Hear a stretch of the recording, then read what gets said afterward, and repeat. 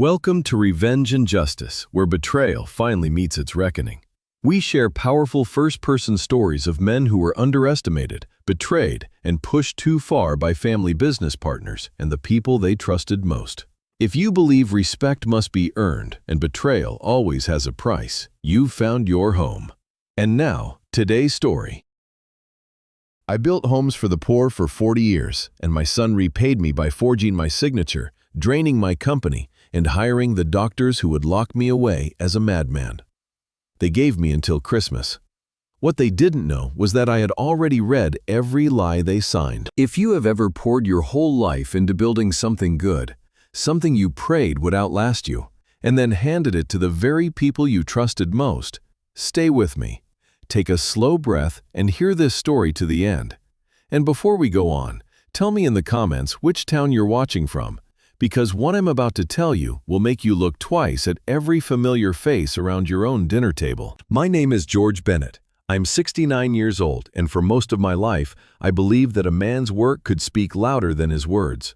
I believed that if you laid a foundation straight and true, the house would stand long after your hands were gone. I no longer believe that a foundation is enough. I have learned too late and at too high a price that the men who inherit your house are not always the men who deserve it. That lesson began on a cold night in early December in the city of Denver, under the first heavy snow of the season. The building was not finished yet. Only the great hall was complete with its high timber beams and its tall windows looking out over the drifting white. But it was enough to gather 300 people inside, enough to string lights along the rafters and set out long tables draped in linen. We had come together to give the place its name, the Margaret Bennett Community Center. My wife's name carved into a limestone plaque by a stonemason who had known her, spelled out in letters I had traced with my own thumb the day they were finished. Margaret had been gone 3 years by then. 3 years, and the ache of her absence had not softened so much as changed its shape. I still reached for her in the dark. I still spoke to her when the house was quiet. And I had made her a promise near the end, when the machines beeped their steady rhythm and her hand felt small and light in mine. I promised her I would build a chapel inside this center, a small quiet room where anyone, no matter how poor, could come and sit and pray. She had smiled at me then, that same patient smile she had worn for 45 years, and told me to build for those who could not build for themselves. So that was what I intended to announce that night. I stood at the front of the hall, in the suit Margaret had picked out for me years ago, the one she always said made me look like a man who owned more than he let on. The crowd quieted. I saw the faces of people I had spent a lifetime among, carpenters and electricians who had raised families on the wages of my company. A priest from St. Michael's Parish, Father Doyle, who had baptized half the children in that room. Widows who lived in the low-income homes we had built along the east side, homes I had insisted we construct at cost, because a roof I always believed should not be a luxury. And near the front, at a table dressed finer than the rest, sat my son.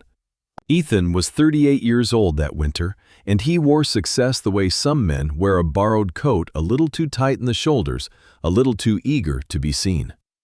He had taken over as chief executive of Bennett & Sons 11 months earlier, and I had stepped back gladly, taking the quiet title of founder, telling myself it was time for the next generation to lead. Beside him sat his wife Diane, a gentle woman who kept her eyes on her folded hands.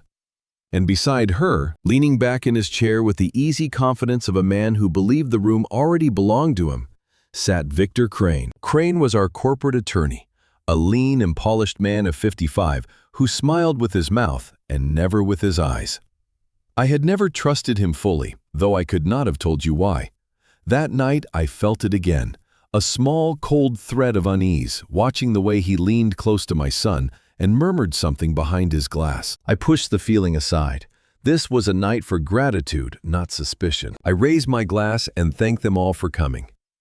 I spoke about Margaret, about the woman who had stood beside a broke young man with calloused hands and a second-hand truck who had believed in the company before it had a name. My voice held steady, though my chest was tight. Then I reached into my breast pocket and drew out a single folded page, the pledge I had prepared. Tonight, I said, in her memory, I am committing the funds to build the chapel she asked me for. A place open to everyone, free of charge, forever. I expected warmth. I expected the soft applause of people who understood what such a place would mean. For a moment, I even had it. Father Doyle bowed his head. An old widow near the window pressed a handkerchief to her eyes. And then I heard the scrape of a chair against the polished floor, sharp and violent in the quiet. My son was rising to his feet, and his face had gone dark. The room seemed to hold its breath. Ethan stood there for a long moment, his chest rising and falling, the wine glass still in his hand. I saw the flush creeping up his neck, the same flush he'd had as a boy when he was caught in a lie, and decided that the only way out was to shout his way through it. "You can't be serious," he said. His voice was not loud at first. That was almost worse. It carried across the silent hall with a low, cutting clarity that made 300 people turn their heads. Father Doyle lowered his glass. The old widow by the window went still. "Ethan," I said quietly, "this is not the time." No, it's exactly the time." He set the glass down hard, and the wine trembled in it. "You stand up here in front of everyone, and you pledge money we don't have for a building that will never earn a single dollar. A chapel. A free chapel." He laughed, and there was no warmth in it. "Do you have any idea what this company is carrying right now? Do you have the faintest idea?" I felt every eye in the room move between us, the father at the front and the son who would not sit down. I kept my hands still at my sides. 40 years in business had taught me that the man who raises his voice first has already lost the argument, even when he thinks he is winning it. "We can discuss the company on Monday," I said. "There's nothing to discuss." He took a step toward me, and Diane reached for his sleeve, but he pulled his arm free without even looking at her. "You've been giving this place away piece by piece for years. Homes at cost, schools below margin. Every sad story that walks through the door and you sign another check. And now you want to build a chapel nobody asked for because a dead woman once mentioned it." The words landed somewhere deep, in a place I did not know was still so tender. A dead woman. He had said it about his own mother in a hall that bore her name. I did not answer him. I could not just then trust myself to speak. He must have taken my silence for weakness, because his voice rose at last, and the last thread of restraint fell away from it. "Look at you," he said. "You don't even understand what year it is anymore. You're a senile old fool clinging to a company you can't run, giving away money you don't have. And somebody in this family has to be the adult before you drive us all into the ground." A senile old fool. The words rang out across the great hall, up into the timber beams I had chosen myself, past the tall windows where the snow fell soft and indifferent. 300 people heard them. I watched the faces I had known for decades drop their eyes to the tablecloths, unable to look at me, unable to look at him. And in that terrible silence, I did something I have thought about every day since. I looked not at my son, but past him to the man beside the empty chair. Victor Crane was not embarrassed. He was not stricken. He sat perfectly still, his hands folded, watching me the way a man watches a building he has already condemned. And on his thin lips there was the faintest trace of satisfaction, gone the instant our eyes met. That look told me more than my son's shouting ever could. Ethan was angry. But Crane was pleased, and a man is only pleased by a scene like this if the scene is going exactly the way he planned. I set my folded pledge back into my breast pocket. My hand did not shake. I looked out at the room full of people who had come to honor Margaret, and I gave them the only gift I had left to give that night, which was to spare them any more of this. "Thank you all for coming," I said. My voice was steady and low. "God bless you. Drive home safe. The snow is coming down hard." And then I turned and I walked the length of that hall, past the long tables and the strung lights and the limestone plaque with my wife's name on it. And I pushed open the tall doors and stepped out into the freezing dark. The cold hit me like the truth of a thing. Snow was falling thick and silent, gathering on the shoulders of my coat on the hood of the old truck I still refused to trade in. I stood there a moment, breathing it in, letting it clear the heat from my face. Behind me, muffled through the doors, the hall began to murmur again, 300 voices rushing to fill the space my leaving had made. I had come to that building believing I understood my son. I told myself he was tired, overworked, frightened by numbers he did not yet know how to read. I had made those same excuses for months, the way a father does, patching over the cracks because he cannot bear to see the wall come down. But standing in that snow, I finally let myself see the thing I had been refusing to see. A man does not humiliate his father in front of 300 witnesses on the strength of a single bad night. Ethan had not lost his temper. He had drawn a line in public on purpose. And Victor Crane's quiet smile told me that the line had been drawn weeks ago, in rooms I had not been invited to, over papers I had not been shown. This was not the end of an argument. It was the opening move of something long in the planning. I climbed into my truck, started the engine, and let the heater rattle to life. Through the windshield, the great hall glowed warm and golden against the dark. Somewhere inside, my son was already telling the story his own way. I put the truck in gear, and as I pulled out into the snow, one certainty settled over me, cold and clear as the night itself. Whatever they had begun, I was going to find out exactly how deep it went, and I was going to be ready when they came for the rest. I did not sleep that night. I sat in the kitchen of the house Margaret and I had shared for 30 years in the Washington Park neighborhood, where the old trees lean over the streets, and I watched the snow pile up against the window until the gray light of morning finally came. The coffee went cold in my hands. My mind kept returning to Victor Crane's face, to that thin, private smile turning it over the way you turn a strange coin trying to read the markings. When the bells of St. Michael's began to ring across the frozen morning, I set down my cup and reached for my coat. It was Sunday, and whatever else had broken in my life, I had never once in 50 years missed Sunday Mass. The church was warm and dim, and smelled of candle wax and old wood the way it had my whole life. Father Doyle was at the altar, but I slipped into a pew near the back in the shadow of a stone pillar where I could be alone with my thoughts and my God. The morning light came through the stained glass in long, colored shafts falling across the empty seats, and for a while, I simply sat there and let the quiet hold me. Margaret and I were married in this church. Ethan was baptized at that font, a red and furious infant who quieted the moment the water touched his head. We buried Margaret from this same altar on a gray day when I did not think I would survive the walk back down the aisle. This building had held every important moment of my life, the joyful and the unbearable alike, and it had never once turned me away. I knelt and I prayed.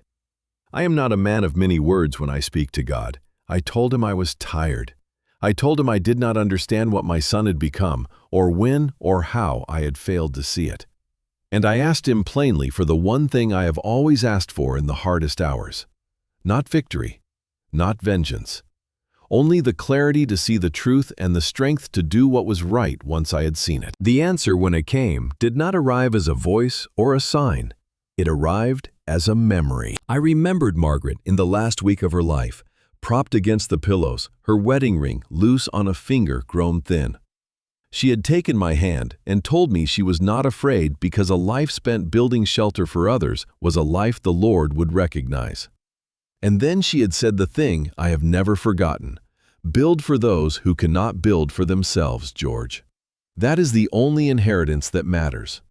Everything else they will fight over and ruin. But a roof over a stranger's head that outlives us all. Kneeling in that pew, I understood something I had been too wounded to grasp the night before. Ethan had not just insulted me, he had stood in a hall bearing his mother's name and mocked the very promise I had made to her.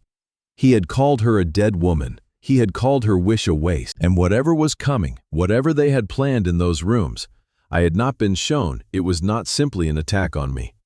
It was an attack on everything Margaret and I had spent our lives building: the homes, the schools, the people who had no one else to build for them. I would not let it fall. When Mass ended, I waited until the church had emptied, and then I walked up the side aisle to where Father Doyle was extinguishing the candles. He was a broad, gentle man near my own age, with white hair and a farmer's hands, and he had known me long enough to read my face. "George," he said, "you left in a hurry last night." "I'm sorry for the scene, Father." "You have nothing to be sorry for." He pinched out a flame between two fingers, unbothered by the heat. "It was your boy who ought to be ashamed. I've married and buried a good many families in this parish, George, and I've learned that grief does strange things to the living. But what your son did last night was not grief. There was something cold in it." I looked at him. Something cold in it. He had seen it too. "Father," I said, "if you noticed anything else last night, anything about the man sitting with him, the lawyer." Father Doyle was quiet for a moment. "Crane," he said, and his mouth tightened around the name. "He came to my office 3 weeks ago, asked a great many questions about the deed to this parish and about the land the community center sits on. I thought it was ordinary legal business." He set down the candle snuffer. "Now I am not so sure." 3 weeks ago. The words settled into me like a stone into still water. 3 weeks before Ethan called me a fool in public, Victor Crane had already been circling the ground beneath our feet. I thanked Father Doyle, and I told him I would come see him soon, and I meant it. Then I walked out into the cold, and I stood on the church steps looking down at the city, at the towers of downtown gray against the snow, at the far edge of the skyline, where the offices of Bennett & Sons stood among them. The unease of the night before had hardened into something clear and steady. I was no longer a grieving old man nursing a wound. I was a builder who had discovered a crack running through the foundation of his own house, and every instinct I had spent a lifetime sharpening told me the same thing. I needed to see that building for myself. I needed to walk into my own company and find out what they had done while I was busy trusting them. I would go first thing Monday morning, and I had no idea yet that the first door I reached for would already be locked against me. Monday morning, I rose before dawn, the way I had risen before dawn for most of my working life. Old habits do not leave a man just because the world has changed around him. I shaved carefully, put on a clean shirt and the gray suit I wore for board days, and I drove downtown through streets still buried under the weekend snow. The plows had come through, leaving high dirty banks along the curbs, and the sky over the mountains was the color of cold iron. The headquarters of Bennett & Sons rose 11 stories above 17th Street, a building of glass and pale stone that I had not merely paid for, but designed. I had drawn the first sketches myself at the kitchen table, with Margaret looking over my shoulder. I knew the load of every beam and the pitch of every stair. I had stood in the mud of that lot before the foundation was poured, and I had watched the steel go up, floor by floor, over the course of a hard and beautiful year. There was not a door in that building I had not chosen. I parked in my reserved space, the one with my name on a small brass sign, and I felt a flicker of reassurance at the sight of it. Whatever my son had said, whatever Crane was planning, this was still my house. The sign said so. I crossed the lobby, nodding to the young woman at the reception desk. Her name was Karen, and she had worked the front desk for 6 years, and she had always greeted me with a bright and easy warmth. This morning she looked up and something crossed her face that I did not like.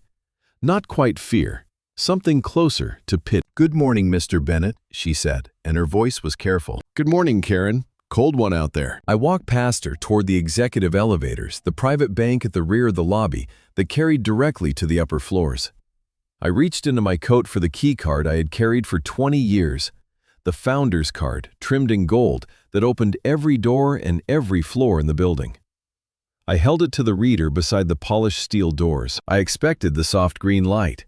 I expected the quiet click I had heard 10,000 times. Instead, the reader flashed a hard, ugly red, and a small line of text appeared on its little screen. "Access denied." I stood there a moment, certain it was a mistake. A dead battery in the card, a glitch in the system, the kind of small malfunction that means nothing. I wiped the card against my sleeve and held it to the reader again. "Access denied." The red light blinked at me, patient and final. I felt the first cold touch of understanding move up my spine, but I pushed it down. There was an explanation. There was always an explanation. I turned and walked back across the lobby to the reception desk, keeping my face calm, keeping my steps even. "Karen," I said, "my card doesn't seem to be working on the executive elevator. Would you clear it for me?" She would not meet my eyes. Her hands moved on the desk, small nervous movements, straightening a stack of visitor badges that did not need straightening. "I'm so sorry, Mr. Bennett," she said quietly. "I was told this morning that your building access was being, they said, updated over the weekend. I don't know the details. They said if you came in, I should have you sign in as a visitor and someone would come down." A visitor. In the building I had designed with my own hands. I looked at the visitor log turned toward me on the counter at the pen resting on its open page, and for a moment the whole lobby seemed to tilt very slightly, the way the deck of a boat tilts when the water shifts beneath it. I did not sign the log. "Who gave that instruction, Karen?" She swallowed. "It came from Mr. Crane's office," she whispered. "Please don't tell them I told you. I've got 2 kids, Mr. Bennett. I can't lose this job." I looked at that frightened young woman, and whatever anger was rising in me, I did not let a drop of it fall on her. "You've done nothing wrong," I said gently. "You won't hear a word about it from me. You take care of those children." There is a standard elevator bank on the far side of the lobby, the one the staff and visitors use, and it does not require the founder's card. As I turned toward it, the doors of one car opened and a knot of employees spilled out on their way to the coffee stand, talking among themselves, paying no attention to the gray-haired man walking against their flow. I stepped past them into the empty car before the doors could close, and I pressed the button for the 9th floor, where the executive offices and the boardroom were where my own office had been for 2 decades. The car rose smoothly. I watched the numbers climb, and I made myself breathe slow and even. Whatever was waiting for me up there, I would not arrive at it out of breath and rattled. I would arrive as George Bennett, founder of this company, walking through his own front door. The doors opened onto the 9th floor, onto the wide carpeted corridor lined with framed photographs of every project we had ever built. Schools, churches, rows of modest homes with children on the porches. My whole life hung on a wall. The corridor was quiet. But at the far end, through the glass wall of the main conference room, I could see that a meeting was already underway. A dozen people around the long table, and standing at the head of it, in the place that had always been mine, gesturing at a screen with the easy authority of a man who had settled in and made himself comfortable, was Victor Crane. I did not walk into that conference room. Every instinct in me wanted to throw open the glass door and demand to know by what right Victor Crane stood at the head of my table. But 40 years of business had taught me the difference between the satisfying move and the smart one, and they are almost never the same. To burst in now would be to show my hand while holding nothing to give them the very scene they wanted, the angry old man losing his temper in front of a dozen witnesses. It would prove their story for them. So I stood in the corridor, half hidden behind the wall of photographs, and I watched. Crane was pointing at a screen. I could not hear the words through the glass, but I could read the room. The dozen people around the table were nodding, taking notes, deferring to him the way people defer to the person who signs their checks. Whatever authority I had left in this building, it was not in that room. Then Crane turned, and though he could not have seen me, some cold instinct made me step back into the shelter of the pillar. I walked quietly back to the elevator, rode it down, crossed the lobby, and stepped out into the cold without a word to anyone. Behind me, my whole life hung framed on the 9th floor wall, and strangers sat deciding its future. I sat in my truck in the parking garage for a long time, the engine off, my breath fogging in the freezing air. I understood now that this was not something I could face alone. I was one man, locked out of his own accounts and his own doors, up against a lawyer who had spent weeks preparing the ground, and a son who had already chosen his side. I needed someone who knew how these things worked, someone whose loyalty was to me and not to whoever happened to be signing the paychecks that month. There was only one man like that left in my life. I took out my phone and I called Jim Holloway. Jim and I went back 40 years, to the very beginning, when Bennett & Sons was a young company fighting for every contract and every dollar. Jim had been our attorney in those days, a scrappy, sharp-tongued man who had defended us against lawsuits and predatory competitors, and once, memorably, against a supplier who tried to bury us in fraudulent invoices. He had retired a few years back to a quiet life of fishing and grandchildren. But Jim was not the kind of man who ever fully retired from anything. He answered on the second ring. "George Bennett," he said, "I heard about the naming ceremony. Whole parish is talking about it. You all right?" "No," I said, "I'm not. Jim, I need to see you. Tonight if you can. Somewhere quiet." There was a pause, and I could almost hear him sit up straighter. "The old diner on Colfax," he said. "The one that never closes. 7 o'clock. And George, whatever it is, don't say another word about it on the phone. That last instruction told me a great deal about the man I was dealing with, and about the kind of trouble he already suspected I was in. The diner on Colfax was a relic. A long, narrow room with cracked vinyl booths and a coffee pot that never stopped brewing. The kind of place where truckers ate at midnight and nobody looked twice at anyone.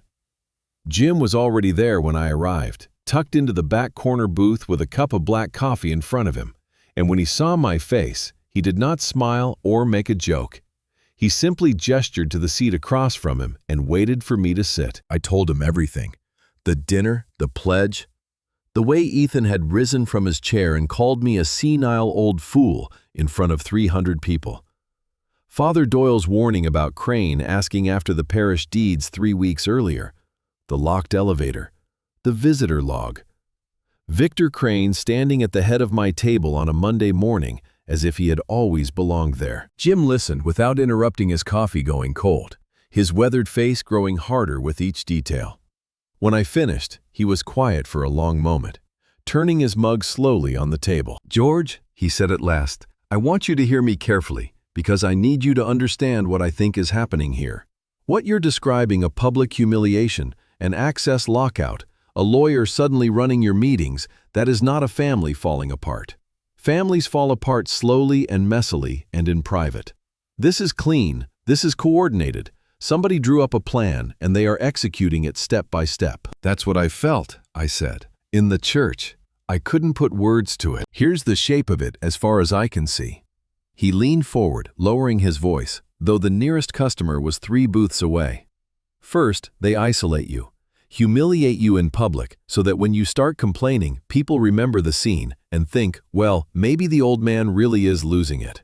Then they lock you out quietly so you can't see what they're doing. And while you're stumbling around, confused and hurt, they move fast on whatever the real prize is." The words landed cold and true. I thought of Karen's careful pity of the way the pairs had dropped their eyes to the tablecloths. They were already without meaning to remembering the scene. "What's the real prize, Jim?" He sat back. "That," he said, "is exactly what we are going to find out. Give me a few days. I've still got friends at the county recorder's office and a nose for buried paper. If Crane's been moving contracts or filing anything with your name on it, there'll be a trail. There always is." He drained the last of his cold coffee and set the mug down with the flat certainty of a man who has just decided to go to war on behalf of a friend. "Somebody's been building something behind your back, George," he said, "and I intend to find the first crack in it." 3 days passed before Jim called me back, and they were among the longest days I have ever known. I did not return to the company. There seemed no point in walking into another locked door. Instead, I stayed at the house and I did what a man in my position could still do. I searched my own memory. I sat at the kitchen table with a legal pad and a pot of coffee, and I wrote down everything I could recall about the past year. The contracts I had signed before I stepped back, the projects that had been on the books, the names of the clients, the size of the jobs, the men who ran the crews. I had built this company brick by brick, and though I no longer sat in the chair, its rhythm still lived in my bones. Somewhere in that long history, I felt certain there was a note out of tune. I just could not yet hear it. On the 3rd evening, my phone rang, and Jim's name lit the screen. "Come to my house," he said. "Bring nothing. Tell no one." Jim lived out in a quiet suburb west of the city, in a low brick rambler with a fishing boat under a tarp in the side yard. When I arrived, he did not offer me coffee or small talk. He led me straight back to his study, where he had cleared the desk of everything but a single laptop and a thin stack of printed pages. He sat me down, and he stood over me with his arms crossed, and he told me to look at the top page. "I started where I always start," he said. "The county recorder, public filings.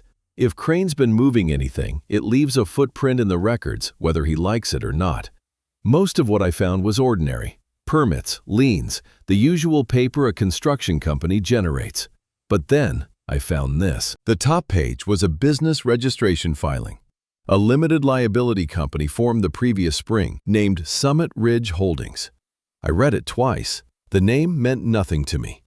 "I've never heard of them," I said. "No," said Jim, "you wouldn't have, because they don't build anything. They don't own equipment. They don't have employees.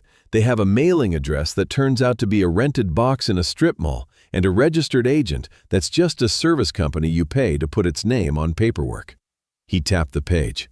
It's a shell, George. An empty company that exists on paper so that money can flow through it and come out the other side looking clean. I felt the first stirring of that out-of-tune note I had been listening for. And what does an empty company have to do with Bennett and Sons? Jim slid the next page in front of me. It was a copy of a subcontracting agreement, and at the top of it, unmistakable, was the letterhead of my own company. Below it, listed as the contractor engaged for consulting and logistics services, was Summit Ridge Holdings. And at the bottom, on the line for authorized payments, was a figure that made my jaw tighten. $60,000, paid monthly, for services that, as far as I could tell from the vague language, did not actually exist. There are more, Jim said quietly. This was just the first one I pulled. Summit Ridge has been billing your company $60,000 a month since the spring. That's better than $500,000 George gone out the door to a company that does nothing, owns nothing, and builds nothing. I stared at the page. $500,000. Money my crews had earned pouring concrete in the cold. Money that should have gone to wages and materials and the small honest profit that kept the lights on, funneled instead into an empty box in a strip mall. Who owns it? I asked. Who's behind Summit Ridge? That's where it gets interesting. Jim pulled up a document on the laptop and turned the screen toward me. The registered agent is a proxy, like I said, designed to hide the real owner. But proxies are lazy, and this one used the same service on another filing one where they weren't so careful. It took me 2 days to untangle it.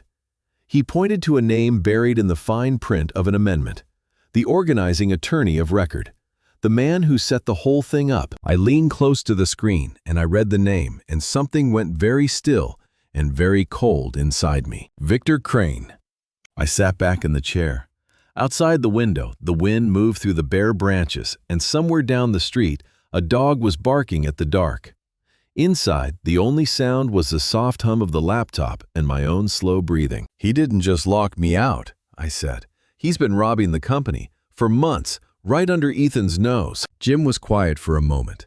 Then he said the thing I had not yet let myself think. George, he said, I don't believe it was under Ethan's nose. A subcontracting agreement that size doesn't move without a chief executive's signature. Somebody in that corner office authorized these payments every single month. I looked at the letterhead of my own company, at the empty company draining it dry at the name of the lawyer who had built the machine. And I understood that the two men I had once trusted most in the world, the son I raised and the counsel I employed, were not on opposite sides of this at all. They were partners. There's more to find, Jim said grimly, gathering the pages. $500,000 in phantom fees is a serious crime, but it isn't the whole picture. A man doesn't lock his own father out of the building and drag a lawyer to a memorial dinner over $500,000. That's the appetizer, George. He looked at me hard. I need another few days, because whatever they're really after, we haven't found it yet. The next few days moved differently than the ones before. I was no longer a man waiting in the dark wondering what had been done to him. I was a man on a trail, and a trail, however grim, gives a man something to do with his hands and his mind. Jim worked the records and I worked the memory, and each evening we compared what we had found at his kitchen table over cooling coffee. What we assembled piece by piece was the anatomy of a theft. Summit Ridge Holdings had not been alone. Once Jim knew what to look for, the pattern unspooled quickly. There was a second shell called Front Range Consulting, billing the company for management advisory fees. A third, Aspen Point Logistics, billing for freight and coordination on projects that had never required freight of that kind. Each one was the same empty box, the same rented address, the same proxy agent, the same fine print thread that led, when you pulled it far enough, back to the office of Victor Crane. Together, they had bled better than $2 million out of Bennett & Sons over the course of a single year. I sat with that number a long time. $2 million. It was a wound, a serious one, the kind that would show up in the quarterly figures and force hard choices. But Jim was right that it was not by itself enough to explain everything. $2 million was theft. It was not a war. and what my son and Victor Crane had launched against me had the shape of a war. Then, on the fifth evening, Jim laid a different sort of document on the table, and everything changed. "I've been pulling the corporate filings," he said. "Not the money, the structure. Who controls what? And I found a series of amendments filed with the state over the last 2 months. Changes to the ownership and governance of Bennett and Sons." He slid the pages toward me. "George, they've been quietly moving shares, reassigning voting control, preparing to consolidate the whole company under the office of the chief executive, with a supermajority that would let Ethan and the board do essentially anything they wanted without anyone able to stop them." I read the amendments. The language was dense, the way such language always is built to be understood by lawyers and no one else. But I had signed enough documents in my life to follow the bones of it. They were rebuilding the company's power structure from the inside board resolution by board resolution, so that when they were finished, there would be no vote I could call, no objection I could raise that carried any weight at all. "They can't do this without me," I said. "I'm the founder. I hold shares. There are protections." "That's the thing," Jim said, and his voice dropped. "According to these filings, you've already agreed to all of it. Your shares have been reassigned. Your signature is on every one of these resolutions." He turned the last page toward me. It was a board resolution transferring a block of my founder's shares into a voting trust controlled by the executive office. And at the bottom, on the signature line above my printed name, was my signature. Except it was not my signature. I have signed my name perhaps 1,000,000 times in this life, on contracts and checks and building permits, on the marriage license that bound me to Margaret, and the papers that laid her to rest. I know the shape of it the way I know my own hand, because it is my own hand. And the name written on that resolution was a careful, practiced forgery. Close enough to fool a clerk who had never seen the real thing, but wrong in a dozen small ways that leapt off the page at me. The loop of the G too round, the tail of the second N too long, the pressure of the pen all wrong. Hesitant where mine was quick, sure where mine trailed off. Someone had studied my signature. Someone had practiced it again and again until they could produce a version that would pass. And then they had used it to sign away the very shares that were meant to protect me. I set the page down very gently, as if it might break, and I looked across the table at my old friend. "They forged my name, Jim." He nodded slowly. "On this one, probably on others. I'll need to pull the rest to be sure." He rubbed his face with both hands, and for the first time in all our years, I saw genuine fear in Jim Holloway's eyes, not for himself, but for me. "George, do you understand what this is? Now, phantom companies are a fraud against the business. But forging your signature to strip you of your shares, that's a fraud against you, against your person. And it only works if you can't stand up in a courtroom and say, 'That isn't my hand.' I can say that. I'll say it to anyone who'll listen." "Will they listen?" Jim asked quietly. "That's what I need you to think about. Right now, if you walk into a courtroom and claim your own son forged your signature, what does his lawyer say? He says, 'Gentlemen, this is a confused, grieving old man who made a scene at a public dinner, who's been telling people the whole company is out to get him. He says you don't remember signing. He says your memory isn't what it was.'" The room seemed to go cold around me. I saw it then, the full and terrible cleverness of it, the way every piece locked into the next. The public humiliation, the whispered pity, the careful groundwork laid 3 weeks in advance. "They're not just stealing the company," I said slowly. "They're building a case that I'm not fit to defend it." Jim did not answer. He did not have to. He simply reached for the next stack of filings, the ones he had not yet opened, and by the way his hand paused over them, I understood that whatever came next was going to be worse. Jim opened the last stack of filings, the way a surgeon opens a wound he already suspects is fatal, slowly and with no illusions about what he will find. He spread the pages across the desk under the lamp, and he read them in silence for a long time, his lips moving slightly, his brow drawing lower with each line. I did not interrupt. I had learned over these long evenings to let Jim reach the end of a thing before he spoke, because Jim did not speak until he was certain. When he finally looked up, his face had changed. The lawyer's sharpness was still there, But beneath it was something I had not seen in him before, a kind of grief. "These aren't corporate filings," he said. "These are from the county, from the probate court." He turned the top page so I could see it.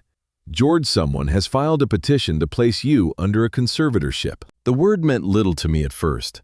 I knew it the way most men know it, vaguely, as something that happens to people far older and far frailer than I felt myself to be. "A conservatorship," I repeated. "For me? On what grounds?" "On the grounds," Jim said carefully, "that you are no longer mentally competent to manage your own affairs." I almost laughed. It was so absurd, so plainly false, that for a moment my mind refused to take it seriously. I was 69 years old. I balanced my own accounts. I drove my own truck. I had followed every twist of the fraud Jim uncovered as quickly as he could lay it out. There was nothing wrong with my mind, and everyone who had ever spent 5 minutes with me knew it. But Jim was not laughing, and the longer I looked at his face, the more the absurdity curdled into something cold. "They can't just say it," I said. "A court doesn't take a man's rights away because his son claims he's confused. There has to be proof, doctors, evidence." "There is." Jim slid another page toward me, and this one bore the seal of a medical office and the signature of a physician whose name I did not recognize. "There's a sworn affidavit here from a psychiatrist attesting that he has examined you and found you suffering from significant cognitive decline. It describes memory loss, confusion, poor financial judgment. It references specifically a public incident at a formal event where you gave away money the family could not afford, in front of witnesses, the naming ceremony, the chapel, the pledge to Margaret." I understood then, all at once, why my son had made his scene in front of 300 people. It had never been about the money. It had been about the witnesses. Every one of those horrified faces at the tables, every parishioner who dropped their eyes to the linen, had been unknowingly recruited as evidence. See how he throws money away. See how he clings to a dead woman's wish. See how the old man is slipping. "I have never met this doctor," I said. My voice came out very quiet. "I have never sat in his office. He has never examined me. Not once in my life." "I believe you," Jim said. "But he signed a sworn statement saying he has. And a judge looking at that affidavit, and at the reports of your public behavior, and at your reassigned shares is going to see a tidy, consistent story. A wealthy old man in decline, protected just in time by a responsible son." He set the page down.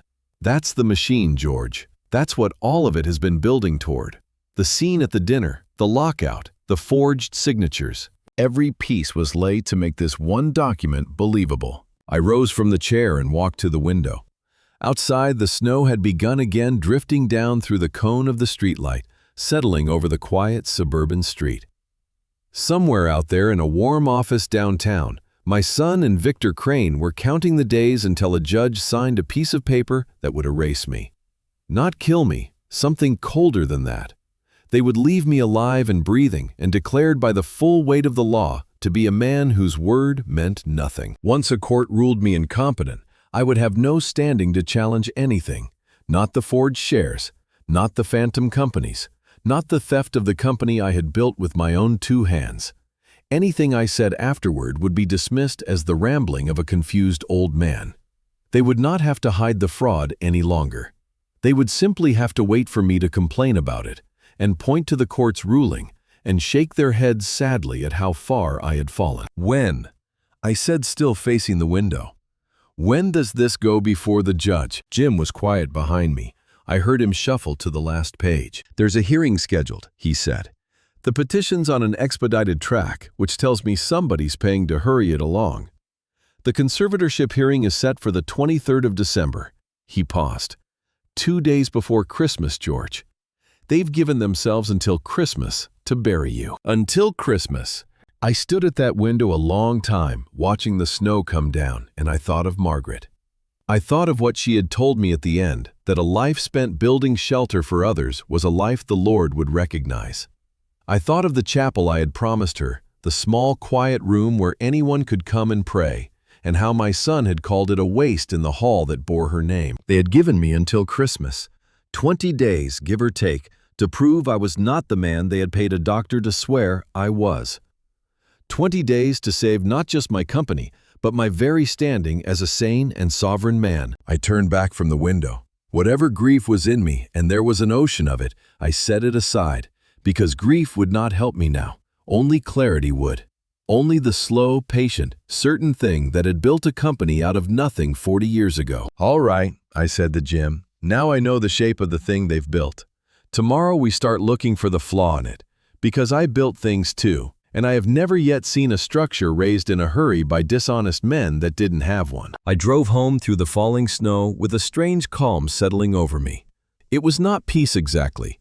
It was the calm of a man who has finally seen the whole of his enemy's plan and can at last begin to think. For weeks I had been reacting, stumbling from one locked door to the next, absorbing blow after blow. Now I knew the shape of the thing, and a builder who knows the shape of a structure knows also where its weight is carried, and where, if you are looking, its weakness hides. The house was dark and cold when I came in. I did not turn on many lights. I went instead to the study at the back of the room that had been mine and Margaret's both, where the walls were lined with the drawings of a lifetime. Blueprints, elevations, the careful ink lines of every building I had ever dreamed onto paper. Margaret's reading chair still sat in the corner, with the quilt she had made folded over its arm, exactly where she had left it. Behind the drawings set into the wall where a filing cabinet had once stood was the safe. An old one, heavy and honest, the kind they do not make anymore. I had installed it myself the year we moved in, and Margaret used to tease me about it, asking what a builder could possibly own that was worth so much steel. I told her the same thing every time. "It is not the valuables, Margaret. It is the papers. The papers are what a man cannot replace." I knelt in front of it now, my knees complaining, and I turned the dial through the combination I have never once written down. The old lock gave its familiar heavy clunk, and the door swung open. Inside were the things that mattered. Our marriage certificate, the deed to the house paid in full 20 years ago. Margaret's rosary coiled in a small velvet box. And in a thick folder, gone soft at the corners with age, the founding documents of Bennett & Sons Construction. I lifted the folder out and carried it to the desk, and I switched on the lamp and I opened it under the yellow light. The papers inside were 40 years old. The incorporation filing typed on a machine that no longer exists in the office of a young attorney named James Holloway. The original articles, the bylaws, and beneath them, held together with a rusted paperclip, the shareholder agreement that Jim and I had drafted together in the earliest days when the company was 2 men and a second-hand truck, and a dream we did not dare speak aloud. I remember the night we wrote it, Jim and I at the kitchen table, long past midnight, a bottle of cheap bourbon between us. I had been afraid in those days, in the particular way of a young man who has finally built something he loves and cannot bear the thought of losing it. What happens, I had asked Jim, if someday I bring in partners and they turn on the company? What happens if the men who inherit this thing decide to run it into the ground or sell it out from under everyone who built it? And Jim Sharp even then had leaned back and said, "Then we write ourselves a guarantee. Something no future board can vote away. A key that only the founder holds." We had called it, half-joking, the founder's share, a single special class of stock retained by me alone that carried no dividend and no ordinary vote, but held one extraordinary power in reserve. I turned the brittle pages until I found the clause, and I read it slowly, and as I read, my heart began to beat harder in my chest. The language was Jim's careful and complete.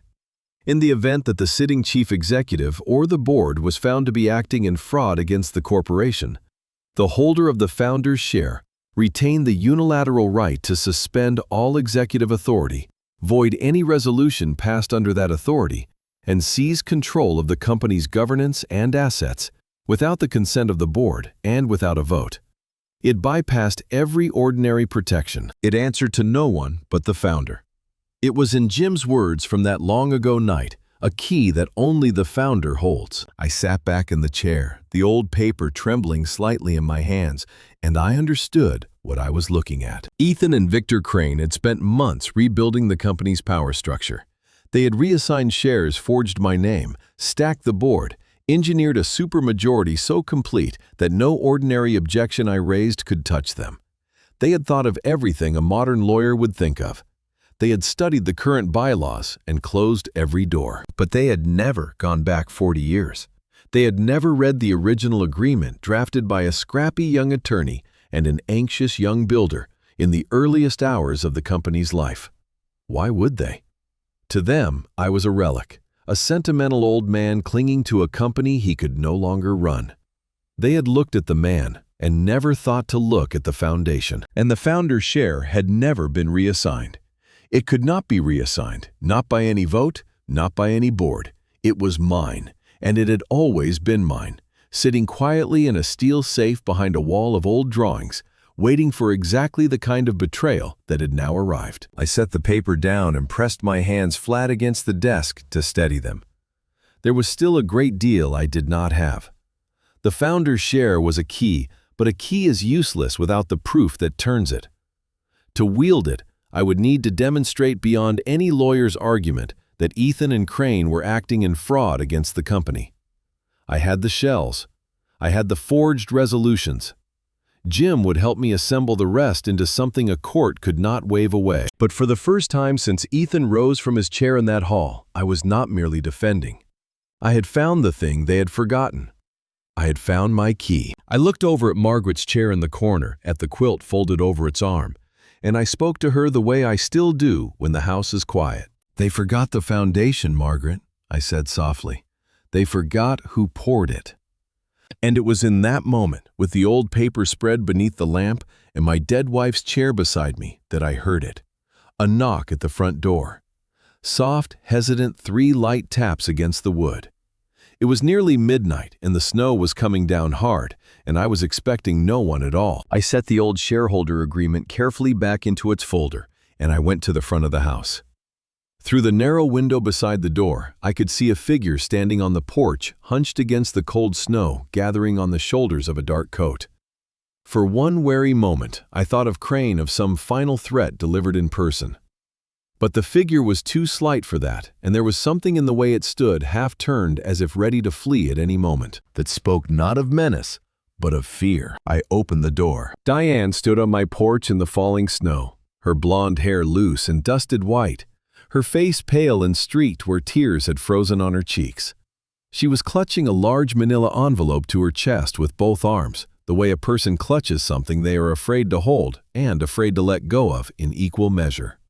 She looked up at me, and her lips trembled, and for a moment, no words came at all. "Mr. Bennett," she finally managed. "George, I'm so sorry. I didn't know where else to go." I had known Diane for 11 years, since Ethan first brought her home, a quiet, watchful young woman who laughed easily and loved my son with what had seemed to me a genuine heart. In all that time, she had never once come to my door alone. At the naming ceremony, she had sat with her eyes on her folded hands, and I had taken it for embarrassment or weakness. Standing before her now in the cold and the dark, I began to understand it had been something else entirely. "Come in out of the cold," I said. "You'll catch your death." I brought her into the study because it was the warmest room and the one where I felt most myself, and I sat her in Margaret's chair by the lamp and put the quilt around her shoulders, and I made her a cup of tea, though her hands shook too badly at first to hold it.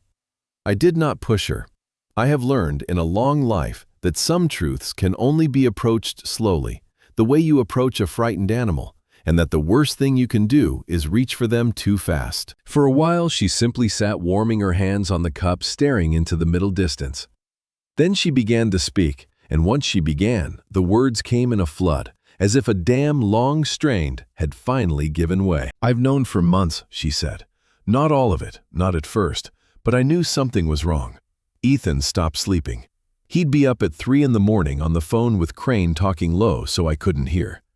There was money, sudden money, more than the company should have been paying him, and he wouldn't tell me where it came from. And then he started saying things about you." She looked up at me stricken. "Terrible things. That you were slipping, that you were a liability, that someone had to protect the company from you." He'd say it over and over like he was practicing, like he was trying to make himself believe it. I said nothing. I only listened, and I let her go on. "I told myself I was imagining it," she said. "I told myself he was under pressure, that it would pass. I wanted so badly to believe him. He's my husband, George. I stood in a church and promised. Her voice broke on the word. But then last week I found these. She held out the manila envelope. Her hands were steadier now, though her eyes were full. He left his briefcase open on the kitchen table. I wasn't looking for anything. I swear before God I wasn't. But I saw a doctor's letter, and it had your name on it, and it said things about you that I knew weren't true.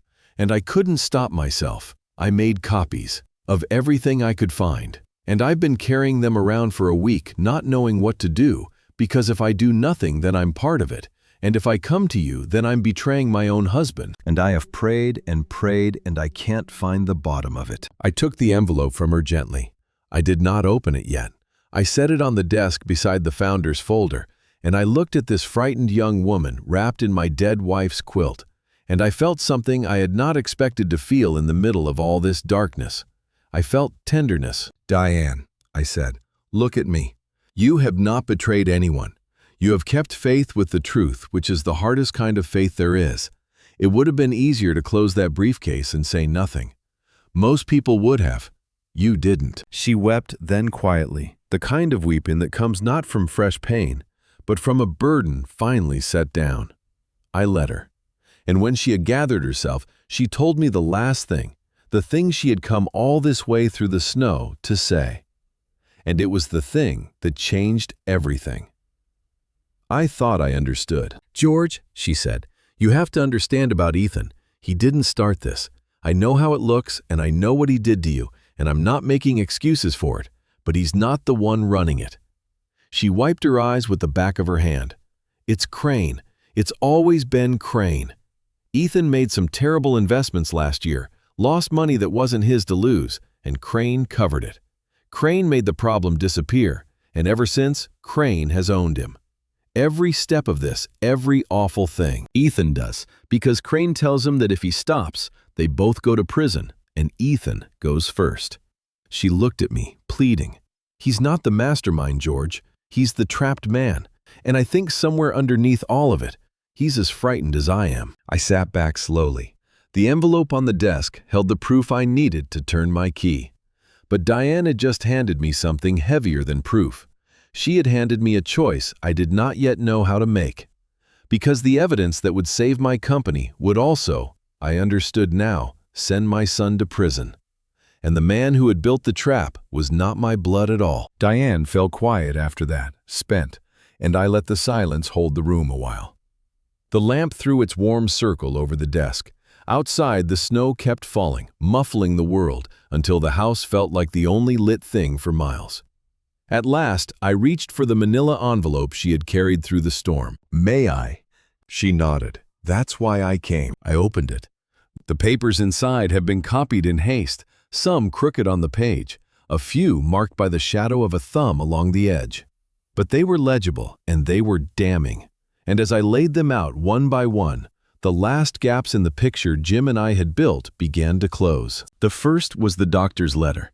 Seeing it in my hands was a different thing than hearing Jim describe it.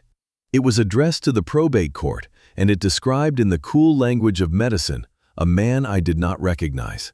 A man with failing memory, a man who repeated himself, who lost the thread of conversations, who had made a spectacle of himself at a public event by giving away money he could not account for. It was signed by a Dr. Marcus Riley, and it was dated 3 days after the naming ceremony. 3 days. He had examined me. This letter swore 3 days after the dinner. I had spent those days in my own kitchen or in Jim's study or on my knees at St. Michael's. I had never set foot in the man's office. I had never laid eyes on him. "He's real," Diane said, watching my face. I looked him up. He has a real practice. That's what makes it so frightening. It isn't some obvious forgery. It's a licensed physician putting his seal on a lie. "A man will put his name on a great many things," I said, "for the right amount of money." And there, further down, was the proof of exactly that. Diane had copied a page from what looked like Ethan's own handwritten notes, and among the figures was a line that stopped my breath. A payment. $50,000 in cash with a single word beside it. Riley. I set it beside the doctor's letter, and the 2 pages lay together under the lamp, telling their story plainly. A bribe and the lie it had purchased. I thought of the judge who would sit on the 23rd of December, looking at that clinical affidavit, having no reason to doubt a licensed doctor. I thought of how close it had come to working, how close it still was. There were emails, too, printed out between Ethan and Victor Crane. They were careful never to say anything outright, but a man who knows how to read between lines could follow the whole grim choreography. Crane instructing, Ethan hesitating, Crane reminding him always of what would happen to them both if he lost his nerve. One line I read 3 times. Sentiment is a luxury we can no longer afford. The old man made his choice when he humiliated you in public. Now we finish it. Humiliated you. As if the scene in that hall had been my doing. They had rewritten it already, even between themselves, casting me as the aggressor and Ethan as the wounded party.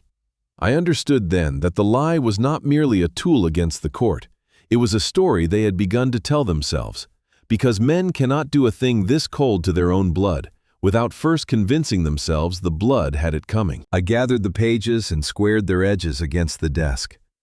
Diane watched me searching my face for what I would do, whether I would explode into anger or crumple into grief, or turn cold and cruel with the power she had placed in my hands. I did none of those things. Diane, I said, do you understand what these papers can do? She nodded slowly.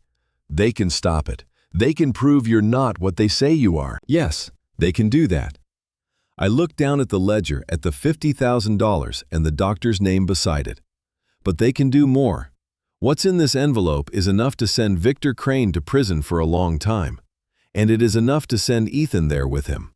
Fraud, forgery, bribing a physician, conspiring to have a man declared incompetent for profit. A court will not treat these as small things. I watched the understanding move across her face, and with it, a fresh grief. She had carried these papers to me knowing they might save me. I am not sure she had let herself fully understand until that moment that saving me and condemning her husband were written on the same pages in the same ink. I don't know what I'm asking you to do, she whispered. I only knew I couldn't carry it alone anymore. But George, I still love him. God help me, I do. He's not gone. I have to believe he's not gone. I reached across and took her hand the way I used to take Margaret's, and I held it a moment. I believe you, I said. And I make you no promises tonight, because a man should never make a promise in the middle of a storm that he'll have to keep in the calm. But I promise you this much. Whatever I do, I will not do it out of hate. I have never built anything worth keeping out of hate, and I do not intend to start now, not even against the men trying to bury me. She wept again softly, the kind of weeping that comes when a burden is finally set down.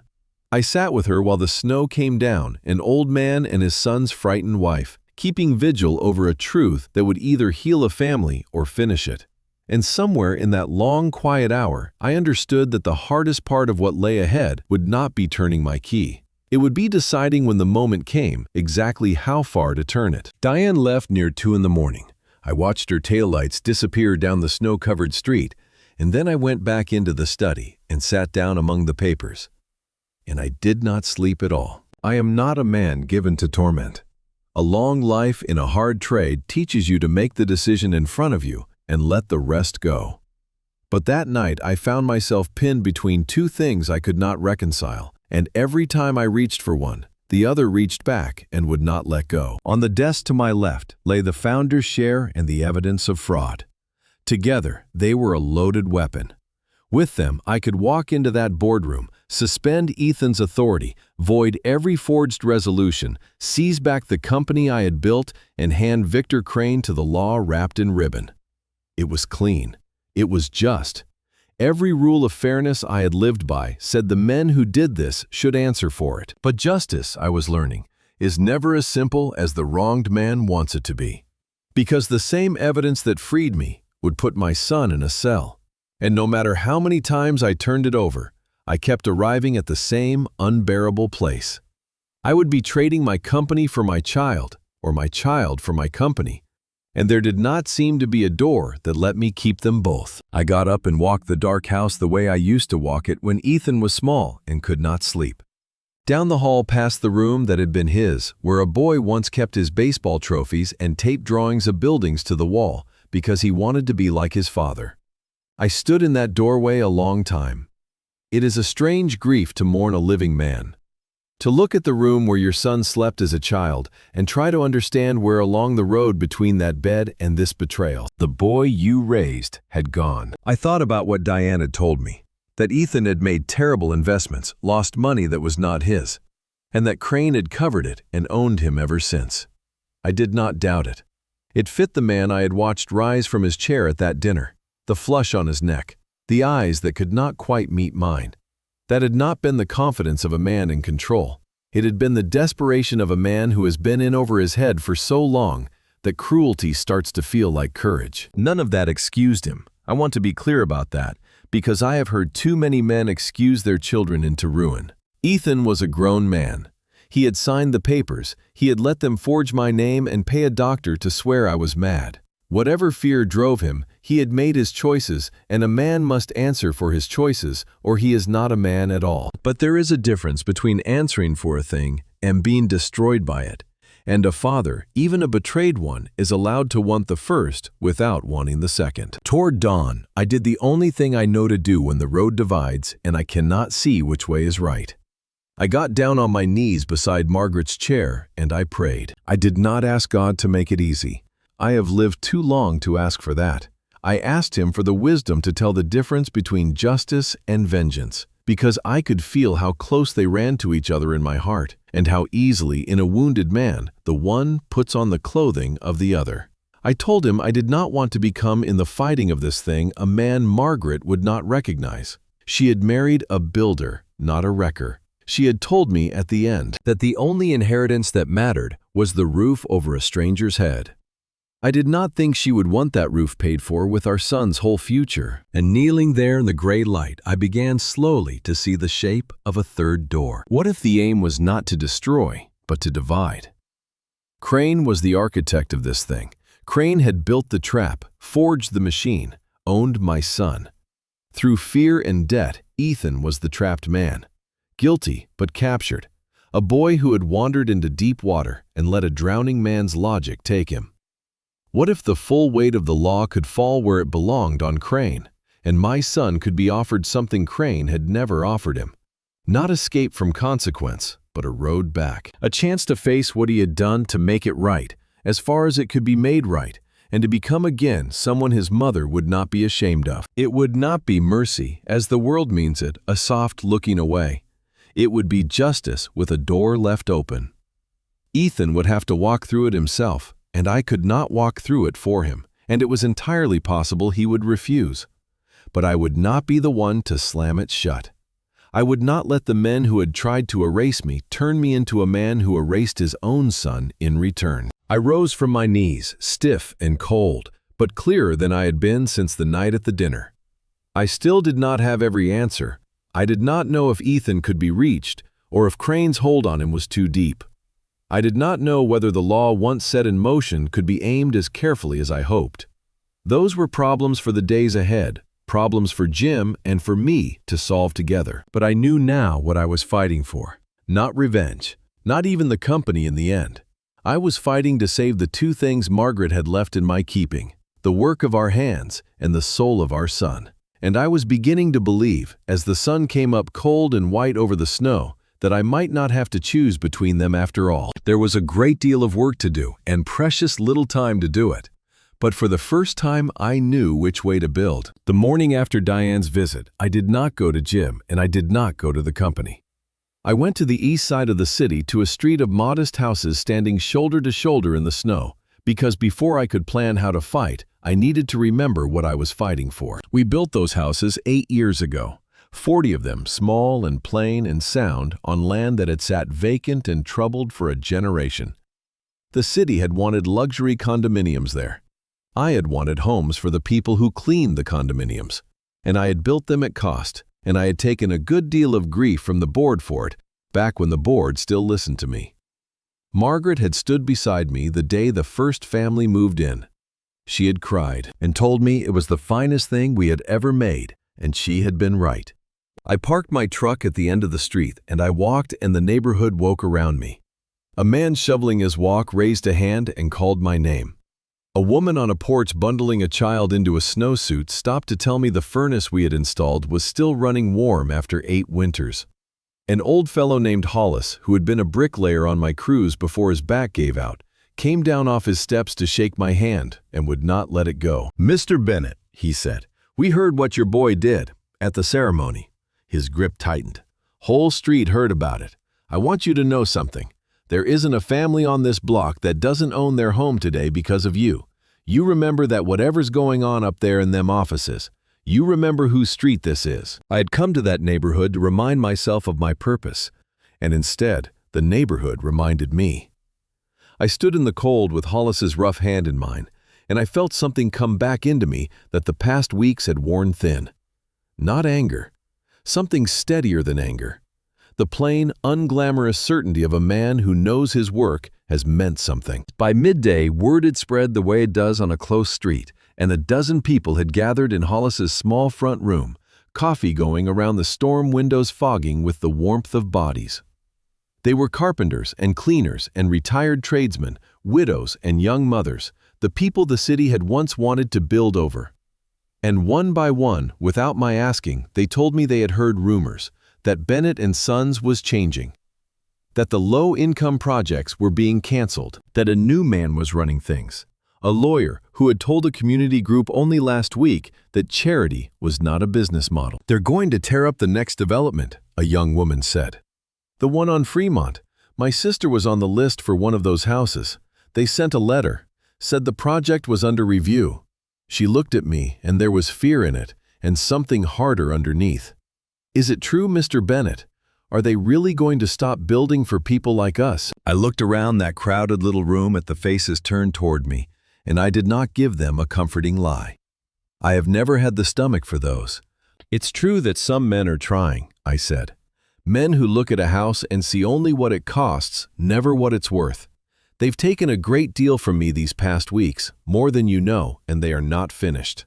I paused. "But I am not finished either. And I did not come here today to say goodbye to you. I came to remember why the fight is worth it. You've reminded me. So now I'll tell you plainly. I mean to take back what they've stolen. And if I do, this company will build on Fremont and on every street like it for as long as there is breath in me." I do not know what I expected. Applause, perhaps, or grateful murmurs. What I got was better and harder than that. Hollis set down his coffee and said, "Then you tell us what you need. You gave this street a roof. You need us to stand up in a courtroom and say what kind of man you are. We'll fill it to the walls, every one of us. You just say the word." Others took it up. They would testify. They would sign statements. They would tell any judge in Denver exactly what George Bennett had built and exactly who he was, and let him weigh that against a stranger's affidavit. In an hour without lawyers or strategy, those people had offered me the one thing Crane's careful machine could not manufacture and could not buy: the living, breathing truth of a life spoken by the people who had lived alongside it. I drove home in the early dark with my eyes stinging, and it was not from the cold. Crane had built his case out of paper. Forged signatures, a bought doctor, a scene twisted out of its meaning. Paper, all of it, and paper burns. What I had was not on paper. It was in the warm rooms of 40 houses on the east side, in the handshake of an old bricklayer, in a young woman's fear for her sister and her fierce hope that someone would fight. That was a foundation, and I have never yet seen paper stand against a true foundation. That evening, I called Jim and told him everything. The choice I had come to in the gray dawn, the third door, the community that had offered to fill a courtroom. He was quiet a long moment. "George," he said, "you understand that going after Crane while sparing Ethan is going to be the hardest legal threading I've done in 40 years, and it only works if we control how and when the evidence comes out. We can't let Crane see it coming. If he knows we have that ledger before we're ready, he'll destroy what he can and lawyer up the rest." "Then we don't let him see it coming," I said. "We do it at the board meeting, in front of everyone, where he can't destroy a thing and can't run." Jim exhaled slowly. "The 23rd, he said. "The same day as the conservatorship hearing. That's cutting it as fine as it can be cut." "Then we'd better not waste a day," I said. Neither of us knew as we hung up. that Victor Crane had already begun to suspect the ground was shifting beneath him, and that he would not wait politely for the 23rd. The days that followed were the busiest since the years I built the company from nothing. Jim and I worked in his study from dawn until long past dark, bent over the papers like the two young men we had once been. Though our backs complained more now, and the coffee had long since switched to decaf. We built our case the way I build a house, from the ground up, nothing left to chance. Jim ordered the evidence so even a hurried judge could follow it. The 3 shell companies and the $2 million they had drained. The forged resolutions with a handwriting expert's opinion that the signatures were not mine. The doctor's affidavit, and beside it, the ledger line showing $50,000 in cash paid to a man named Riley. And running through all of it, the emails, where Victor Crane's own words condemned him plainer than any accusation I could have made. We prepared the community too. Jim took sworn statements from Hollis and a dozen others, plain accounts of who I was and what I had built. Father Doyle added his own, describing Crane's visit to the parish 3 weeks before the dinner, the strange questions about deeds and land. Piece by piece, we laid the true foundation beneath the paper lies, and piece by piece, I began to believe we might actually win. But a plan is one thing on paper and another in the world, and I have never trusted a structure I have not tested. Late one night after Jim had gone to bed, I sat alone and walked through every way it could fail. What if the judge would not pause the hearing to weigh the fraud? What if my son at the last moment chose Crane over me? Each fear I turned over and set a plan beside it, and for the fears I could not plan against, I did the only thing left. I gave them to God, and I let them go. On the night before the 23rd, I went home to sleep in my own bed, because a man should face the hardest day of his life rested if he can. But I could not sleep, so I did what I have done before every hard thing in my life. I knelt beside Margaret's chair in the lamplight, with the snow ticking against the window. I did not pray for victory. I have lived too long to ask for that. I prayed for the strength to do the thing I had decided to do, which was harder than victory. To aim the full weight of justice at the man who deserved it, and to leave for my son a door. I told Margaret, as I always do, that I would try to be the man she had married, and not the man these weeks had tempted me to become. The phone rang at 11 o'clock. It was a number I did not know, and something in me went still. I pressed the phone to my ear and said nothing, and after a moment, a smooth, unhurried voice filled the silence. "George," said Victor Crane, "I hope I'm not calling too late." I said nothing. I had learned long ago the power of silence against a man who loves his own voice. "I'll be brief," he went on. "I've become aware that you've been busy, asking questions, pulling records, keeping company with your old attorney." A soft, almost regretful sound. "You've built something impressive, George. It would be a shame to see it end badly. And it can still end well. Tomorrow, before the hearing, you sign the papers we've prepared. You step aside gracefully. You live out your years comfortable and undisturbed." "And if I don't?" I said. "Ah." He seemed pleased I had spoken. "Then things proceed as they must. The court hears that a confused old man has been making wild accusations against his own family, which will only confirm what the doctor has put on record. A pause, delicate as a blade. And there's your son to think of. Ethan has signed some documents, George. If this ends in a courtroom, he goes down with it. He goes down hard, and he goes down first. Sign the papers, old man, and Ethan walks away clean. Fight me. And he goes to prison. It really is that simple." There it was. The same hold he had used on my son turned now against me. Crane had understood that I would not fight to destroy Ethan, and he meant to use my love for my boy as the very lever to pry the weapon from my hands. It was clever. It was, I will admit, the one threat that reached me. But Crane had made the error men like him always make. He believed love could only be used one way, as a weakness, a soft place to press. He did not understand that a father's love could also be a kind of iron. "Mr. Crane," I said, my voice calm and low, "my wife told me once that the only inheritance that matters is the roof you build over a stranger's head. Everything else people fight over and ruin." I let it sit. "You've spent months fighting over my company and ruining my family. Tomorrow, I'm going to show a room full of people the difference between us. Good night. I'll see you at the meeting." I ended the call before he could answer, and I found that my hands were perfectly steady. Crane thought he had made a threat. What he had actually done was tell me he was afraid. A man who is winning does not call his enemy at 11 o'clock the night before to offer a graceful exit. He had felt the ground move beneath him, and in showing me his fear, he had given me the last thing I needed. I looked over at Margaret's empty chair. "Tomorrow," I said softly, and then, at last, I slept. The 23rd of December came in cold and bright. The sky, a hard, clean blue after the storms. The snow along 17th Street glittering as if the whole city had been scrubbed. I put on the gray suit Margaret had chosen, and I stood before the mirror a long moment.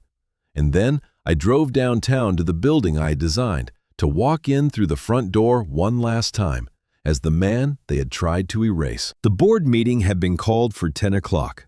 Ordinarily, such meetings were quiet affairs, a handful of directors around the long table on the 9th floor. But this was no ordinary meeting, and word had traveled. By the terms of the company's own bylaws, which Crane, in his arrogance, had never thought to suspend, any shareholder could attend. And I had shareholders. Crane did not know I had. Jim had spent the week making quiet calls. The founder's share was mine alone, but over 40 years I had given small stakes to men who had earned them. An old foreman, a retired accountant who had kept our books honest through 3 recessions. 2 of the original crew who had ridden in that second-hand truck with me before the company had a name. They held little a fraction of a % each, but they held it, and they had every right to walk through that door. And behind them, filling the corridor, came others who held no shares at all, but had come anyway. Hollis, Father Doyle, a dozen families from the East Side. They could not vote, but they could stand along the walls and they could bear witness. And there is a kind of power in that no lawyer can strike from the record. I arrived at 10 minutes to 10. The lobby fell quiet as I crossed it.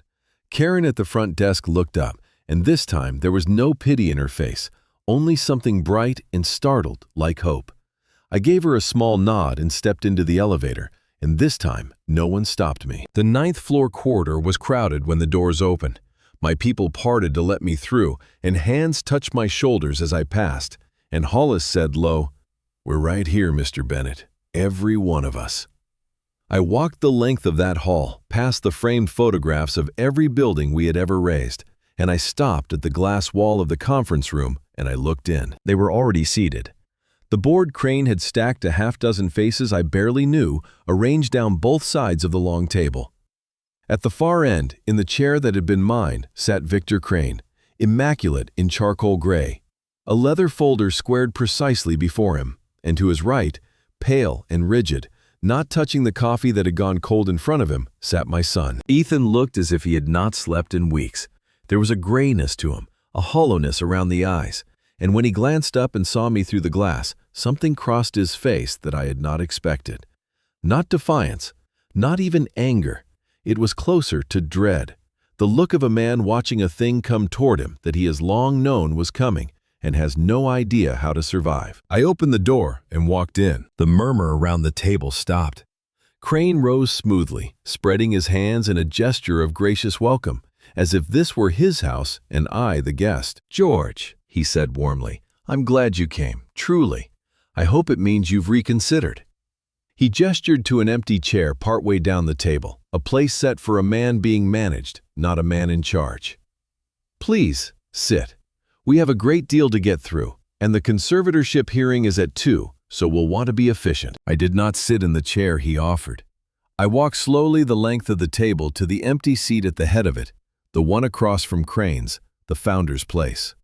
And I set down the leather case Jim had prepared, and I remained standing behind it.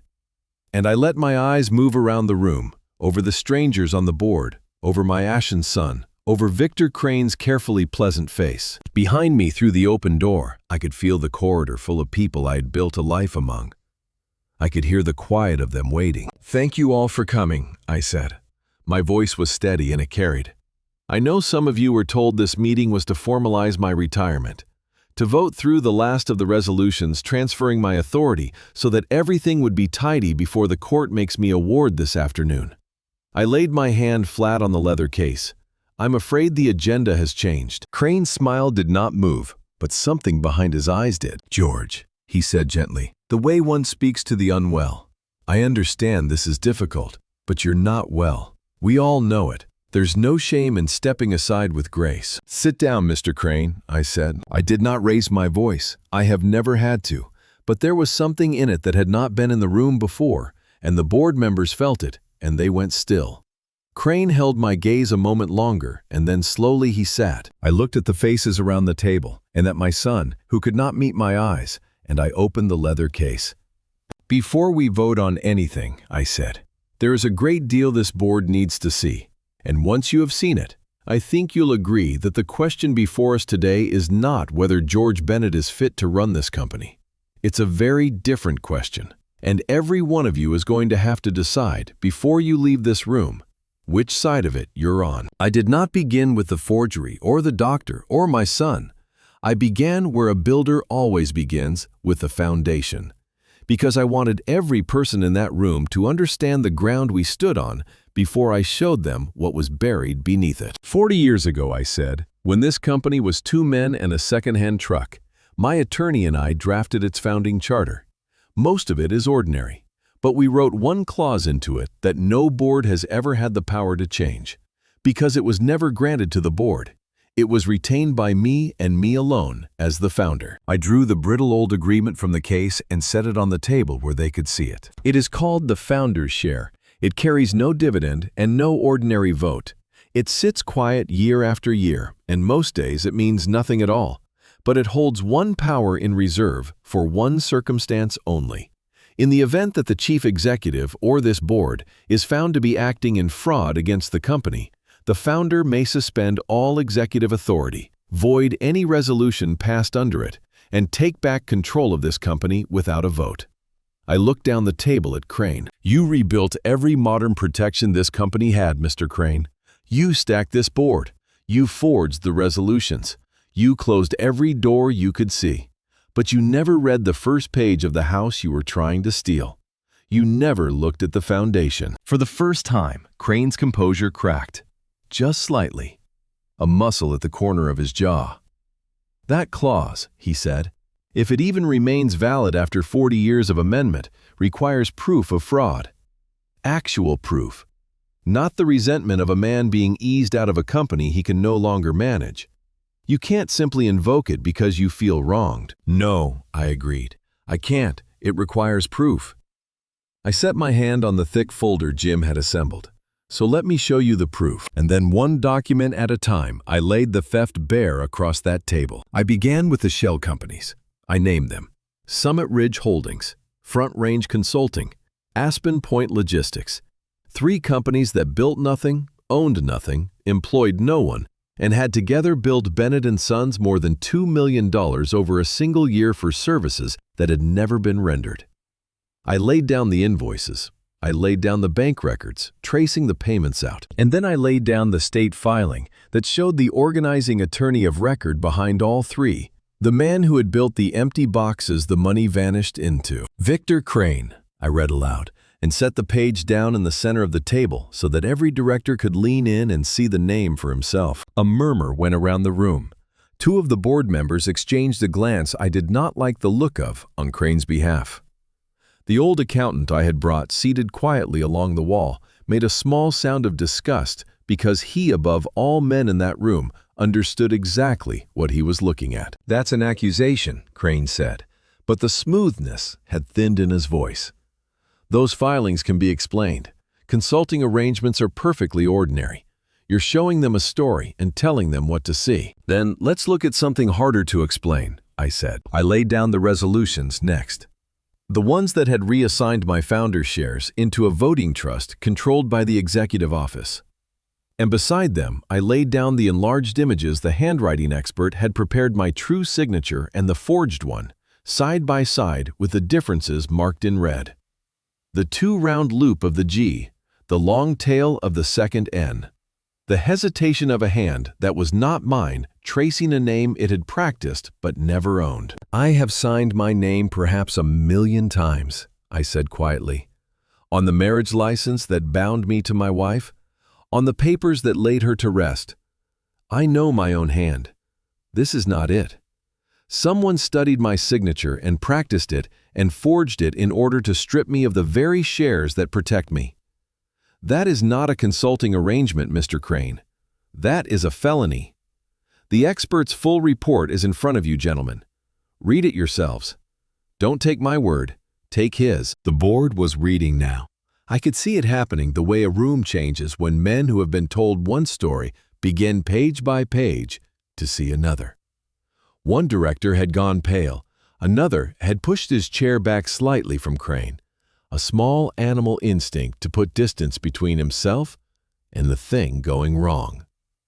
Crane felt it too. He was too clever not to, and I watched him make the calculation every cornered man makes, whether to hold his ground or bolt, and I watched him decide that his tongue was still his best weapon. "This is theater," he said, rising, spreading his hands to the board, his voice climbing into command.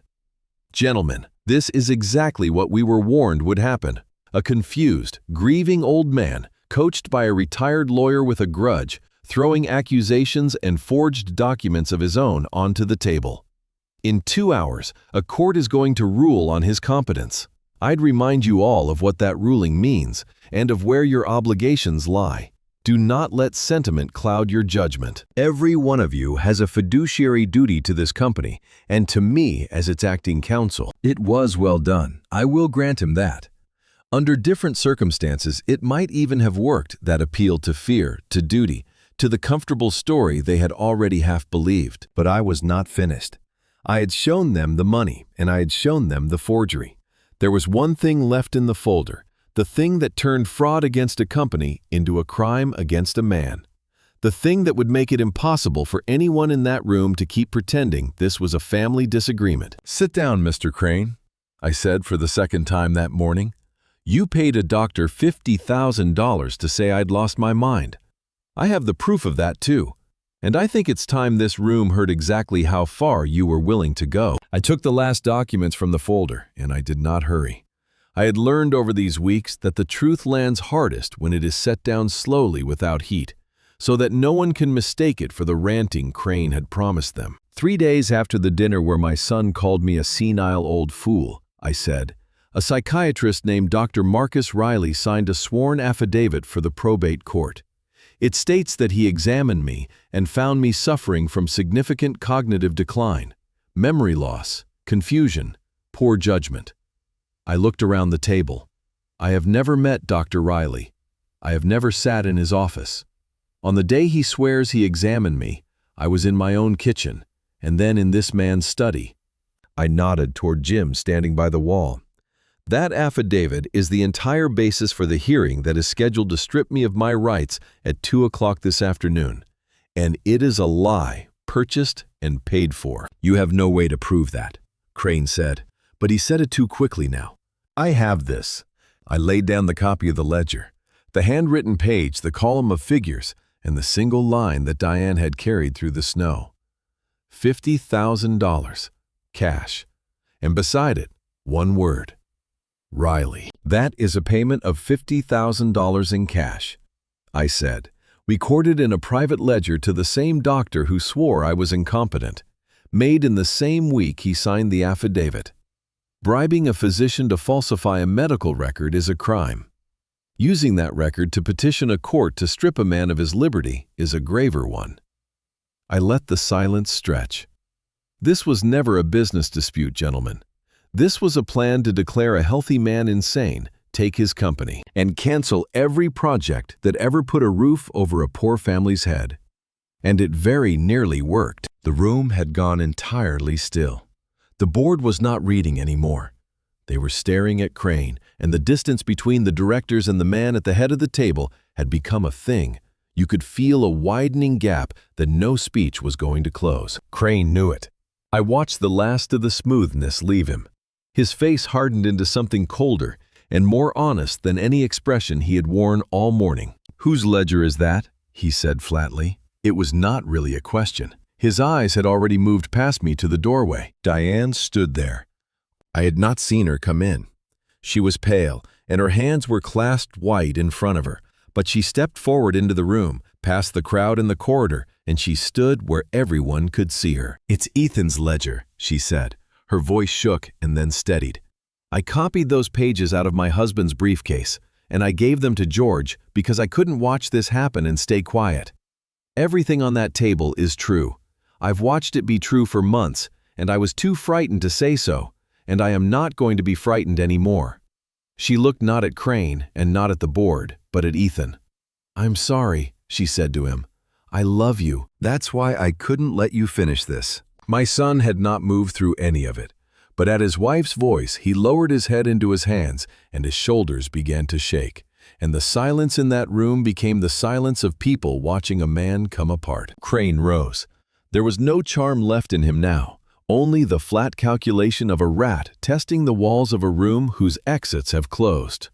"This is absurd," he said. "I won't sit here and be ambushed by a senile old man and a hysterical woman. I have obligations elsewhere." He gathered his leather folder and turned toward the door. "Mr. Crane," I said. He stopped. I do not know why. Perhaps because I still had not once raised my voice, and a man who never raises his voice, when he finally speaks your name, is a hard thing to walk away from. I came around the table then slowly, and I stood before him. This lean and polished man who had tried to erase me, and I looked him full in the face. "You forgot who designed this house," I said. "You changed the locks and stacked the board and forged my name, and you were so busy with the doors that you never once looked at the ground they stand on. I poured that foundation 40 years ago.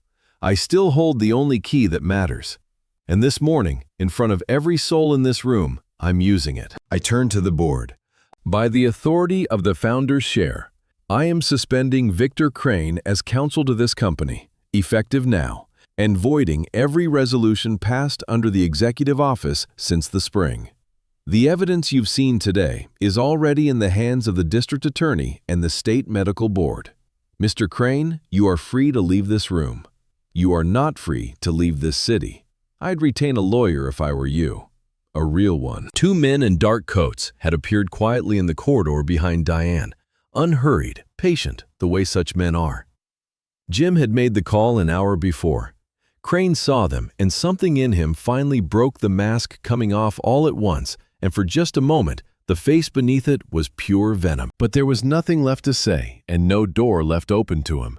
He walked out between the 2 officers, and the crowd in the corridor drew back to let them pass. And the man who had spent months trying to bury me alive went out of my building for the last time. I stood at the head of the table in the founder's place, and I looked down the long room at my son, still bent and shaking in his chair. The company was saved. The fraud was broken. Crane was finished. But the hardest door of all had not yet been opened, and it was standing now between a father and his son. The board meeting ended quickly after that. There was little left to decide. The resolutions were void. The council was gone, and the directors Crane had gathered were suddenly very eager to be seen doing the right thing. I thanked them, and I thanked the people in the corridor, and I asked Jim to see to the paperwork and to send word to the court that the 2 o'clock hearing would not be needed, that the affidavit it rested on was evidence in a criminal matter now. Then I asked for the room to be cleared. All but 2. When the door finally closed, it was only Ethan and me in the long, quiet conference room, with the winter light coming through the tall windows and the wreckage of the morning spread across the table between us. Diane had wanted to stay. I had asked her gently to give us this. Some things a father and son must do with no one else to see. Ethan had not lifted his head. He sat with his elbows on the table and his face in his hands, and he looked smaller than I had ever seen him smaller, than the boy who used to tape drawings of buildings to his bedroom wall. I did not go to him right away. I stood at the window a while looking out at the city, gathering myself. Then I pulled out the chair beside him, not across from him, beside him, and I sat down, and for a long moment neither of us spoke. "I know what you're going to do," Ethan said at last. His voice was wrecked. "Diane told me you had the ledger. I've known since last night. I didn't sleep. I just sat there waiting for you to end it." He lowered his hands, and his eyes were red and hollow. "So do it. I deserve it. Whatever it is. Just do it. I'm not going to do anything to you, Ethan, I said. I'm going to tell you the truth, and then you're going to decide what happens to you. That's a different thing. He looked at me, uncomprehending. The evidence against Crane is already with the district attorney, I said. He built the machine. He drained the company. He forged my name. He bribed the doctor. He'll answer for it, all of it, and he'll answer for a long time. I made sure the case against him is airtight. I paused. The case against you is not. Something flickered in his face. Not hope. He was too far gone for hope. But confusion, the first crack in the wall of his despair. I don't understand, he said. Diane told me everything, I said, about the investments, the money you lost that wasn't yours, about how Crane covered it and owned you ever since. I'm not excusing what you did, Ethan. You're a grown man. You signed the papers. You let them forge my name and pay a doctor to call me mad. And you did it to your own father in your mother's own hall. My voice did not break, though it wanted to. I will carry that to my grave. But I know the difference between the man who builds the trap and the man who gets caught in it. Crane built it. You walked into it, and then you were too frightened and too ashamed to walk back out. He was weeping again now, silently, the tears running down without any sound at all. There is a road back, I said. It is narrow and it is hard, and I cannot walk it for you. You will make full restitution to this company, every dollar over as many years as it takes. You will step down as chief executive, and you will earn your way to whatever you become next, if you become anything. And you will tell the district attorney the truth about Crane, all of it, and let the chips fall where an honest account lets them fall. If you do those things, I believe, and Jim believes, that a man who is coerced and who cooperates fully has a chance to come through this without a cell. But that is up to a court and up to you, not up to me. Why? He choked out. After what I did, why would you do this? I was quiet a moment, and then I told him the truest thing I know. Because justice without mercy is just revenge dressed up in a robe, I said. And I did not raise a son so that I could one day become his enemy. Your mother told me at the end that the only inheritance that matters is the roof you build over a stranger's head. I have spent all week thinking she meant the houses. But sitting here with you, I think she meant something larger. I think she meant that you build shelter for people even when they don't deserve it, especially then. That's what mercy is, Ethan. It's a roof you raise over someone who has no right to expect it. I put my hand on his shoulder the first time I had touched my son in longer than I cared to remember. You have no right to expect this from me. I'm giving it to you anyway. What you do with it is the only thing left in this that I cannot decide for you. He turned then my grown son, and he put his face against my shoulder the way he had when he was small and the world had frightened him, and he wept, and I held him, and I let him. Outside the tall windows, the snow began again, soft and slow over the city, and I sat there in the founder's chair, holding the boy who had tried to destroy me. And I understood that this, and not the boardroom, and not the key, was the thing I had truly been fighting for all along. I don't know if I can fix it, he said into my shoulder. No man ever knows that at the start, I said. You just lay the first course, and then the next. That's all building ever is. I held him a moment longer. Come on. Your wife is waiting in the hall, and she has been braver than all of us. Let's not keep her any longer. In the days between the boardroom and Christmas, I did not rest.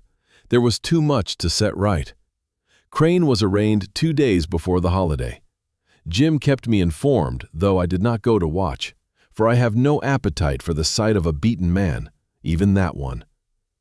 The district attorney found the evidence, in their words, remarkably well organized.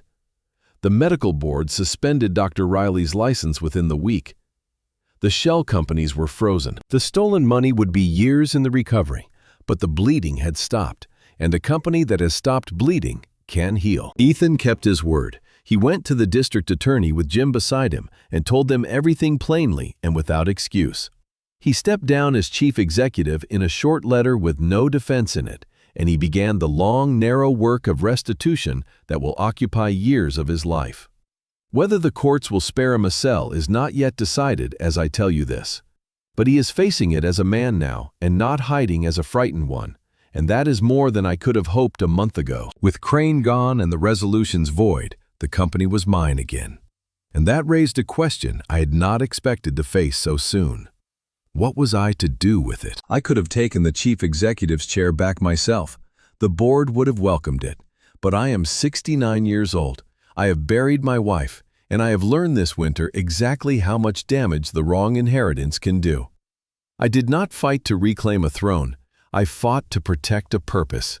And a purpose outlives a man only if he builds it into something that no longer depends on him. So I placed the controlling interest of Bennett & Sons, my founder's share, and all into a permanent charitable trust. Not a family trust to be fought over and ruined, but a community-building trust bound by its charter to a single, unbreakable purpose.